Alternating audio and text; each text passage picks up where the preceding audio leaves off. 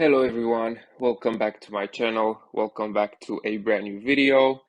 First of all, I just want to thank you all for 400 subscribers. We just hit 400 subscribers yesterday when I celebrated my 21st birthday. So I am very thankful for this, guys. It is very much appreciated. I couldn't get here without you. So I just wanted to take a moment and thank all of you for the support that you show me. And trust me, I will try to be as consistent as possible and bring as much value to you guys so that you can achieve financial freedom, trading Forex, investing in crypto, investing in NFTs, all that good stuff. So if you really enjoy my content, make sure to stick around to not miss out. And those that are new to the channel, make sure you guys also subscribe to stay tuned with everything I do so that you won't miss any uploads. And yeah, guys, like it's really great. I'm really happy for this achievement. Next one, it's obviously 500, then maybe 700, and then eventually 1K. That would be super cool. Once we hit 1K, that would be a very cool achievement for me. So I am really looking forward to it. I look forward to work hard to bring good quality content for you guys. So yeah, thank you once more, and let's just get straight into the video. Today, I am bringing you a Forex strategy video because I saw you guys loved the previous videos when I shared with you a couple of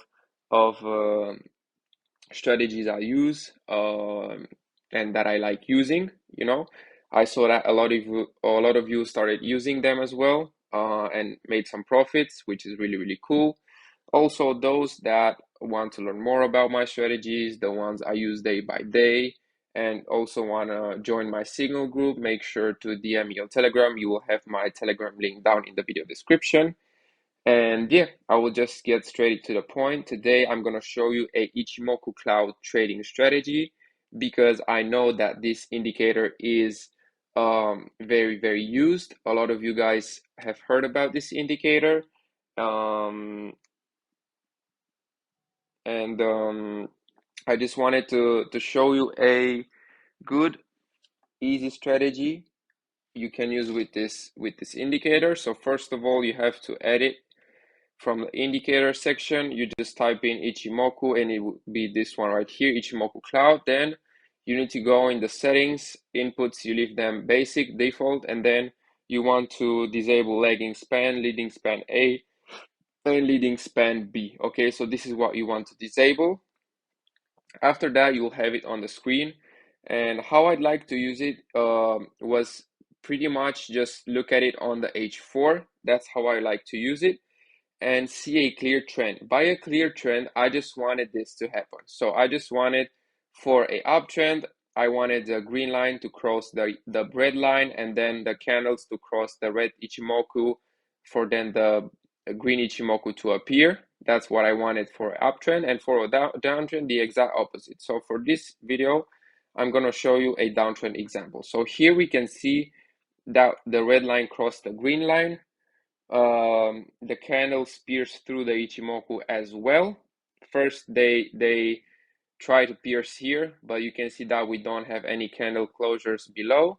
But then here we did have this red candle close below. Then the Ichimoku lines crossed as well. The red line crossed the green line and the red Ichimoku cloud appeared. Okay, so after this happens, let's say we are here.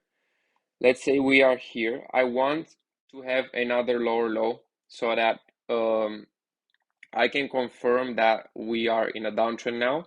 So we had the first lower low here, but I just wanted to have one more to be to be sure that we are actually in a downtrend. Because look here, for example, we had this high, then it failed to create a new higher high, and the Ichimoku changed trends and the price started to flush. So here you would have been trapped, or if you would have entered a buy here based off the Ichimoku, you would have lost the trade.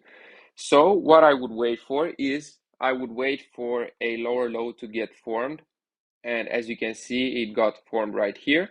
and then I would wait for a pullback that got formed right here, okay? So after that pullback happened, I'm gonna just put a horizontal line, a vertical line here, sorry. And then I will go to the H1 because that's the next step. So once you see price created a new lower low on the H4, you see price retracing a bit. Then what I would do is I will go on the H1 and I would look for sell setups because on the H4 we are in a downtrend, okay?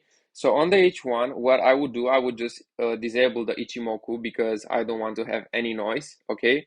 I use the Ichimoku only on the H4. And after that, I would just look for sell setups, okay? So let's look for sell setups. So we have a retracement here. Then we have drop here, and then price then went up a bit more. We can draw a fib, but that would not be at our golden zone. If I draw a fib from here to this lower low, we won't get a golden zone fib. So what I would do is I would wait and I would see this massive drop happening. I wouldn't have entered here, even though this is a bearish candlestick pattern, but this candle is just too huge, and more than likely price will then fill this candle and then push more downward. So what I would do is basically I would not enter here at all, because if I would have drawn a fib from here all the way here, and I would have waited for a golden zone entry. That's how I like to call it. But then instead what I could do is I could draw a fib from here to here, and as you guys can see, it just hit my 76.4 zone. That's the zone I like to enter with the fib. And then usually I would just aim for the minus 61.8 using this strategy, because once you catch the trend using the Ichimoku on the higher time frame on the H1, you can really scale in and aim for a really good target. Okay, so you could either aim for the 61.8, or you could have went on the H4. Let's see where we at. And on the H4, you could have took some structure as your target, but for this sake, I'm just going to use this minus 61.8. It's also easier to stick to this instead of actually checking out some structure. Of course, you could have caught a lot more. You could have caught maybe a 1 to 12 with this trade, but because as you can see, the Ichimoku stayed down for quite a while. But for this sake, this would have been my entry on the H1. Other confluences that I would use for this strategy once I scale in the H1 is the trusted signal oscillator, which is right here. And the only thing you need to do is to enable hidden bearish divergences, those that have the indicator. Those that don't, if you are interested in it, make sure to check trusted signals out. I will leave them their website link in my video description as well. So another confluence could be a oscillator signal.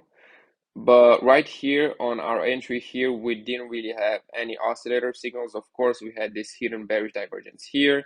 But as I said, I wouldn't have entered after this huge H1 candle. I would have just waited for a retracement to my golden area, and that's when I would look for sales, okay? So then you might ask, okay, after that, would you look for more entries, or you just take one entry and then wait for trends to switch?